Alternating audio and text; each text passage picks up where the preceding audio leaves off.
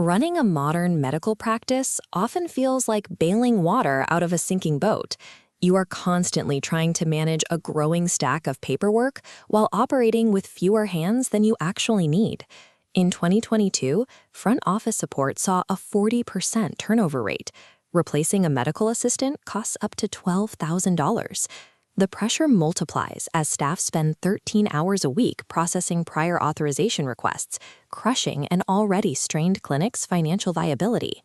To keep the doors open and the revenue cycle moving, practice owners have to find an external relief valve. They are forced to outsource. The most common route is turning to offshore healthcare business process outsourcing, or BPOs. These companies provide generalist virtual assistants to absorb the administrative load. Looking at industry-wide denial rates reveals a serious flaw. Initial claim denials climb to 11.81%, and 65% of those are never reworked. The system breaks down because generalist workers operate on checklists, failing to connect with complex medical codes. This mismatch creates daily operational friction. Onboarding takes weeks, lacking medical context. Chart summaries lack true clinical specificity. Minor patient issues escalate unnecessarily, without the ability to assess urgency. Outsourcing to underqualified staff does not reduce the administrative burden. It simply shifts the bottleneck off the front desk, dumping it directly into the denial management queue. The difference in performance comes down to clinical reasoning. A checklist dictates a rigid path that stops dead. Clinical reasoning acts like a neural network, intelligently assessing new information to find a valid pathway. Take prior authorizations.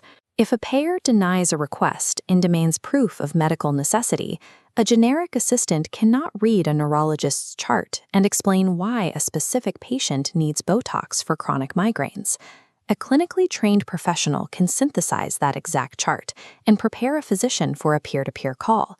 The same applies to patient triage. When a patient reports a symptom over the phone, non-clinical staff have no framework to decide whether that symptom requires immediate escalation to a doctor or simple watchful waiting. The actual fix is matching the complexity of the task with the right medical degree. This diagram breaks down the specific alignments. Prior authorization appeals require a Bachelor of Medicine and Bachelor of Surgery, or MBBS. Remote patient monitoring aligns with a Bachelor of Science in Nursing. Specialty drug authorizations need a Doctor of Pharmacy, and revenue cycle management requires a certified AAPC coder. Assigning complex workflows to credentialed medical professionals means physicians do not have to double-check, rewrite, or micromanage their offshore team's output. Providers often question the quality and reliability of medical degrees earned outside the United States. It is a reasonable concern, but the data tells a very clear story.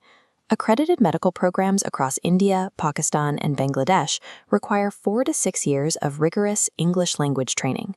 These programs produce graduates fully trained in the same foundational science used in American clinics.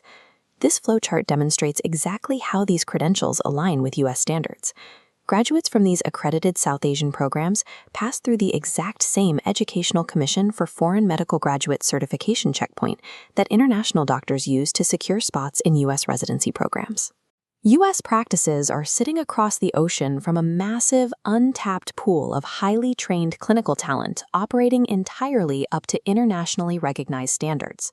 Bringing in credentialed offshore clinicians is powerful on its own. Pairing those clinicians with AI-assisted healthcare tools multiplies their output. AI models can instantly sweep through dense patient records to surface relevant chart data and flag missing documentation. But as we see here, the algorithm only sorts the data.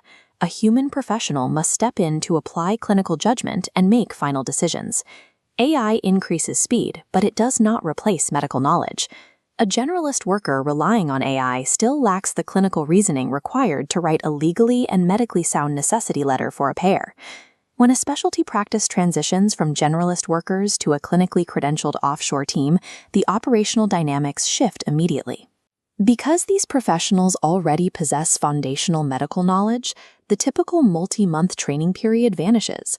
Practices can onboard new team members and integrate them into specialized workflows in just 1 to 2 weeks. Looking at this dashboard, the performance numbers speak for themselves. This model achieves an offshore staff retention rate of 96%, breaking the cycle of constant hiring. And with clinical expertise driving the process, the claim rate hits 99.2%. Insisting on medical credentials elevates offshore staffing from a high-risk pursuit of cheap labor to a reliable, tightly integrated extension of your own clinical team. Before signing a contract with any offshore healthcare vendor, practice leaders need to enforce a strict evaluation standard. You must verify exactly who is handling your protected health information. As this protocol shows, demand explicit proof of degree verification.